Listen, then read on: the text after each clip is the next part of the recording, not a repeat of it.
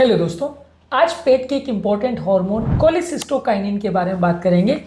पेट के पाचन संबंधित शुगर लेवल्स को कंट्रोल करने के लिए और गॉल ब्लैडर के सिक्रीशंस के लिए बहुत इंपॉर्टेंट हार्मोन है जो हमारे पाचन क्रिया को अफेक्ट करता है, हमारे वेट मैनेजमेंट को अफेक्ट करता है, हमारे भूख शांत करने के प्रोसेस को अफेक्ट करता है। बहुत इंपॉर्टेंट इसके फंक्शंस है। एक ओवरऑल अंडरस्टैंडिंग के लिए हर उस व्यक्ति के लिए इस टॉपिक को जानना ज़रूरी है जो वज़न कम करना चाहता है या डाइजेशन या अपच के बारे में जानना चाहता है या जो भूख कंट्रोल करने के बारे में जानना चाहता है कि कौन कौन सी चीज़ उसको इन्फ्लुएंस करती हैं। तो ये हार्मोन के बारे में जानना हर उस व्यक्ति के लिए इंपॉर्टेंट है। टॉपिक पर जाने से पहले जो लोग हमारे चैनल पर नए हैं उन्हें रिक्वेस्ट करूँगा कि चैनल को सब्सक्राइब करें, वीडियोज़ को लाइक करें, शेयर करें, फॉलो करें, कमेंट करें, पूरा देखें। टॉपिक इंपॉर्टेंट है इसलिए से अंत तक देखिएगा। चलिए शुरू करते हैं इंपॉर्टेंट वीडियो। सबसे पहला, बॉडी के आई सेल्स जो ड्यूडेनम और जेजुनम के होते हैं, यानी कि आंतों के फर्स्ट पोर्शन और सेकंड पोर्शन से जो सेल्स होते हैं वो ज़्यादातर इसको बनाते हैं और ये हमारी भूख को शांत करने के लिए और हमारी डाइजेस्टिव प्रोसेस के लिए बहुत इंपॉर्टेंट है।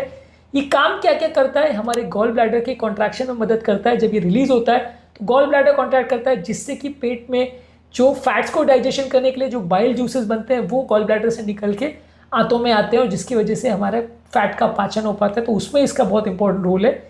इसके अलावा ये पेट की पैनक्रियाटिक एंजाइम्स को निकालने का भी सिग्नल देता है। जब ये कोलेस्टोकाइनिन निकलता है तो डाइजेस्टिव एंजाइम जो पैनक्रियास से है जैसे अमाइलेज, लाइपेज और प्रोटीएजेस ये निकलते हैं और ये स्मॉल इंटेस्टाइन में आते हैं जिससे खाने का कार्बोहाइड्रेट, फैट्स और प्रोटीन ब्रेक डाउन होता है और खाने का पाचन होता है। तो ये हार्मोन अगर नहीं है तो आपका पाचन या इंडाइजेशन का प्रॉब्लम होगा। इसके अलावा ये हमारे खाने के प्रोसेस को स्लो करता है, जैसे कि पेट ज़्यादा देर तक भरा रहेगा और हमें कंपेरेटिवली भूख कम लगेगी। पेट का खाना जो है धीरे धीरे करके स्मॉल इंटेस्टाइन में आएगा, यानी पेट का एम्प्टी करने का प्रोसेस स्लो होगा। तो कोलेसिस्टोकाइनिन जो है हमारे भूख शांत करने के लिए या सैटिस्फैक्शन को एक्टिवेट करने के लिए बहुत इंपॉर्टेंट हार्मोन है।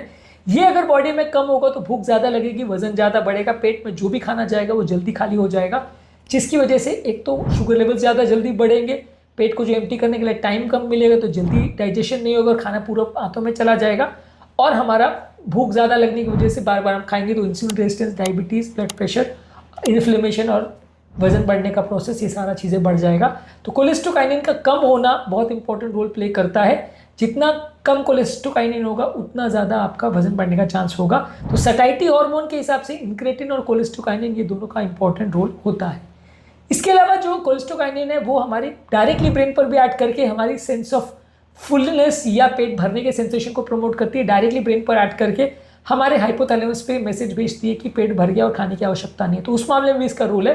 और पेट में एसिड सिक्रीशन को भी कम करता है, यानी पेट में गैस्ट्रिक एसिड सिक्रीशन कम होता है जिसकी वजह से पेट धीरे धीरे एम्प्टी होता है और हमारे पेट में एसिडिटी भी बहुत ज़्यादा नहीं होती। तो हार्मोन के बहुत इंपॉर्टेंट फंक्शन है। किसी भी कारण से अगर ये कम बन रहा है या नहीं बन रहा है तो वजन बढ़ने का चांस बढ़ जाता है। ज़्यादातर ये कोलेस्टोकाइनिन है जब पेट में हमारे गैस्ट्रिक एसिड बनता है तो उसकी वजह से एक्टिवेट होता है, या पेट में कभी भी खाना जाता है तो उसकी वजह से एक्टिवेट होता है। और इसका खुद का एक नेगेटिव फीडबैक मैकेनिज्म होता है। जब खाना पच जाता है और आंतों से नीचे चला जाता है तो अपने आप इसका ऑटोमेटिक नेगेटिव फीडबैक की वजह से जो कोलेस्टोकाइनिन है वो बनना बंद हो जाता है। जब कोलेस्टोकाइनिन बनना बंद हो जाता है तो इसका जो गॉल ब्लैडर, पैनक्रियास और पेट पर इफेक्ट है वो कम हो जाता है। तो इसका खुद का एक पॉजिटिव फीडबैक लूप है कि जैसे पेट में खाना आएगा अपने आप चालू हो जाएगा। नेगेटिव फीडबैक लूप है जो जैसे खाना पेट में पच जाएगा इसका लेवल्स कम हो जाएगा। ये ऑटोमेटिक सिस्टम है जो खुद को मैनेज करता है।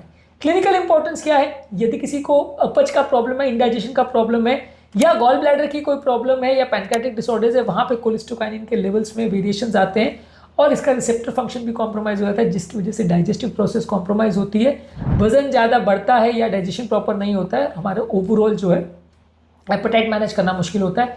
एपेटाइट रेगुलेशन के हिसाब से भी इसका प्रॉब्लम है, क्योंकि अगर किसी व्यक्ति को ओबेसिटी का प्रॉब्लम है तो वहाँ कोलेस्टोकाइनिन जो है आपका भूख को शांत करता है और पेट के एम्प्टिंग प्रोसेस को स्लो करता है जिसकी वजह से आप ज़्यादा नहीं खाते हो। तो हंगर को कंट्रोल करने के लिए भी इंपॉर्टेंट है। जहाँ पर ये कम बन रहा है वहाँ पर ये हमारा वजन बढ़ने का इंपॉर्टेंट कारण बन सकता है। जितना ज़्यादा ये बन रहा है, ये और इंक्रेटिन्स ये दो मिलकर जितना ज़्यादा बन रहे हैं उतना हमारा भूख कम लगेगा और हमें खाना खाने की इच्छा कम होगी। इसके अलावा कोलेस्टोकाइनिन को अलग अलग टेस्ट के लिए यूज़ किया जाता है। कई बार गॉल ब्लैडर बराबर काम कर रहा है कि नहीं वो देखने के लिए भी इंजेक्शन में कोलेस्टोकाइनिन को यूज़ करते हैं, ये देखने के लिए कि डाइजेस्टिव डिसऑर्डर्स है या नहीं और है तो कौन से टाइप का है, कितना सीरियस है, उसके लिए भी कोलेस्टोकाइनिन टेस्ट भी किए जाते हैं देखने के लिए कि पेट बराबर काम कर रहा है कि नहीं। तो आज के टॉपिक में कोलेसिस्टोकाइनिन जो कि एक डाइजेशन का इंपॉर्टेंट हार्मोन है जो कि हमारी भूख को, एंजाइम लेवल्स को, ये सारी चीज़ों को रेगुलेट और मेटाबोलाइज करता है, ये सारे इंपॉर्टेंट फंक्शंस करता है, इसके बारे में हमने जाना। ये हार्मोन के बारे में जानना इसलिए ज़रूरी है क्योंकि यही वो इंपॉर्टेंट हार्मोन्स है इंसुलिन के साथ जो मैनेज करते हैं आपके शुगर लेवल्स को और जो हमारे भूख लगने के प्रोसेस को और भूख कंट्रोल होने के प्रोसेस को गवर्न करते हैं।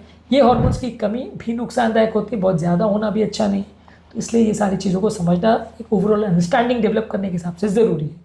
उम्मीद करूँगा कि आज के टॉपिक में कुछ नई बातें जानने को मिली होगी। जो लोग हमारे चैनल पर नए हैं उन्हें रिक्वेस्ट करूँगा कि चैनल को सब्सक्राइब करें, वीडियोज़ को लाइक करें, शेयर करें, फॉलो करें, कमेंट करें पूरा।